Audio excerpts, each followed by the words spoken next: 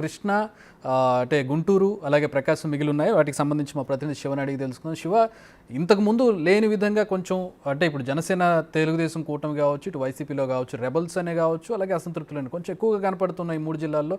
ఏంటి ఈక్వేషన్స్ ఏంటి, ఎట్లా ఉండబోతున్నాయి? ప్రధానంగా మైలవరం కావచ్చు, అటు మనం చూసినట్లయితే గురజాల కావచ్చు, ఇతర విజయవాడలో ఉన్నటువంటి స్థానిక కాన్స్టిట్యున్సీస్ కావచ్చు. చక్రి మొత్తం మీద చూసుకుంటే గుంటూరు, కృష్ణా, ప్రకాశం ఆంధ్రప్రదేశ్ రాజకీయాలకు సంబంధించి ఈ మూడు జిల్లాలు గుండెకాయ లాంటి నియోజకవర్గాలు. ఆంధ్రప్రదేశ్లో గెలుపు ఓటములు ప్రభావితం చేసేది ఈ మూడు జిల్లాలే. సో మనం ఒకసారి ఉమ్మడి కృష్ణా జిల్లా చూసుకుంటే మొత్తం ఇక్కడ 16 నియోజకవర్గాలు ఉన్నాయి. సో ఈ 16 నియోజకవర్గాలకు సంబంధించి కూడా విజయవాడ ఈస్ట్, వెస్ట్, సెంట్రల్ ఇక్కడ చూసుకుంటే విజయవాడకు సంబంధించి కూడా వైఎస్ఆర్సీపీ 12 మంది అభ్యర్థులని ప్రకటించింది. టీడీపీకి సంబంధించి 9 మంది అభ్యర్థులను ప్రకటించింది. జనసేనకు సంబంధించి ఒక్కటి కూడా ప్రకటించలేదు.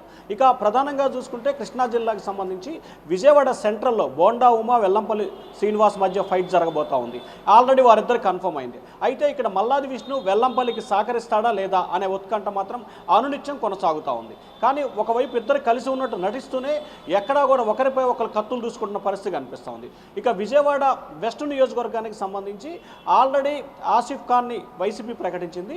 టీడీపీ జనసేన కూటమికి సంబంధించి పోతుల మహేష్ జనసేన, అలాగే జలీల్ ఖాన్ టీడీపీ, అలాగే బుద్దా వెంకన్న టీడీపీ. ఇక్కడ ఇద్దరు టీడీపీ నుంచి టికెట్ ఆశిస్తున్నారు, జనసేన నుంచి ఒకరు ఆశిస్తున్నారు. ఇక్కడ ఎవరైతే టికెట్ ఆశిస్తున్నారో వారంతా కూడా జనసేన నేతలు చంద్రబాబుని, టీడీపీ నేతలు పవన్ కళ్యాణ్తో కలిశారు. నాకే టికెట్ కావాలని చెప్పి ఒకరిపై ఒకరు ఆధిపత్య పోరు చలాయిస్తూ ఒకరు రక్తంతో కూడా చంద్రబాబుకి పాలాభిషేకం చేసిన పరిస్థితి విజయవాడలో సంచలనం సృష్టించింది. సో విజయవాడ వెస్ట్ సీట్ ఎవరికనే ఉత్కంఠ కొనసాగుతోంది. ఇక ప్రస్తుతాన్ని చూసుకుంటే అవనిగడ్డ నియోజకవర్గానికి సంబంధించి కూడా కొంత ఉత్కంఠ కొనసాగుతోంది. ఏదైతే వైఎస్ఆర్సీపీకి సంబంధించి అభ్యర్థిని ప్రకటించారు, మళ్ళీ మార్పులు చేర్పులు చేస్తున్నారు. ప్రస్తుతం అక్కడ వైఎస్ఆర్సీపీకి అభ్యర్థిని అయితే ప్రకటించారు, కానీ ఆయన ఇంకా బరిలో దిగలేదు. ఇక తెలుగుదేశం పార్టీకి సంబంధించి మాజీ శాసనసభ డిప్యూటీ స్పీకర్ మండలి బుద్ధప్రసాద్ ఉన్నారు. ఆయనకు సంబంధించి కూడా ఇంతవరకు మొదటి జాబితాలో టికెట్ రాలేదు. ఆయనకి టికెట్ వస్తుందా లేదా, లేకపోతే జనసేన కోటలో వెళ్తుందా అనే ఉత్కంఠ కొనసాగుతుంది. వాస్తవానికి అవనగడ్డకు సంబంధించి టీడీపీ వైసీపీ ఇద్దరు కూడా అభ్యర్థులు ప్రకటించలేని పరిస్థితి అక్కడ ఉత్పన్నమైంది. ఇక గన్నవరం నియోజకవర్గానికి మనం చూసుకుంటే సో ఓవరాల్గా గన్నవరం నియోజకవర్గాన్ని చూసుకుంటే యార్లగడ్డ వెంకట్రావుకి ఇచ్చారు. వల్లభనేని వంశీకి టికెట్ వస్తుందో లేదో తెలియని పరిస్థితి ఏర్పడింది. అలాగే మైలవరం నియోజకవర్గానికి సంబంధించి దేవినేని ఉమాకి టికెట్ లేదని చెప్పి దాదాపుగా అధిష్టానం చెప్పింది. చంద్రబాబుతో కూడా భేటీ అయ్యారు. వైఎస్ఆర్సీపీ నుంచి వచ్చిన ఏదైతే వసంత కృష్ణప్రసాద్కి అక్కడ టికెట్ కన్ఫర్మ్ చేశారు. అలాగే పెనమలూరు నియోజకవర్గానికి సంబంధించి పాతసాది వైసీపీ నుంచి టీడీపీలో చెప్తే గుడివాడ ఇచ్చారు. అక్కడ టీడీపీ ఇన్ఛార్జిగా ఉన్న బోడే ప్రసాద్కి టికెట్ వచ్చే పరిస్థితి ఉందో లేదో కూడా తెలియని పరిస్థితి కనిపిస్తూ ఉంది.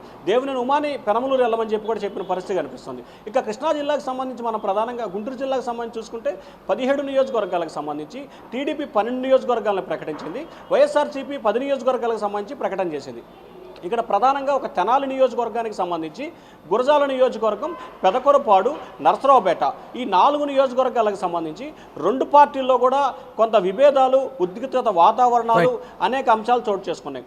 టీడీపీకి సంబంధించి వైసీపీలోకి రావడం, వైసీపీ వాళ్ళు టీడీపీలోకి వెళ్తున్న పరిస్థితి అయితే ఇక్కడ కొనసాగుతుంది. సో ఓవరాల్గా చూసుకుంటే అమరావతికి సంబంధించి కూడా అనేకమైన విభేదాలు, అనేకమైన ఆందోళనలు అయితే కొనసాగుతూ ఉన్నాయి. Chakri. All right, thanks for the updates Surender.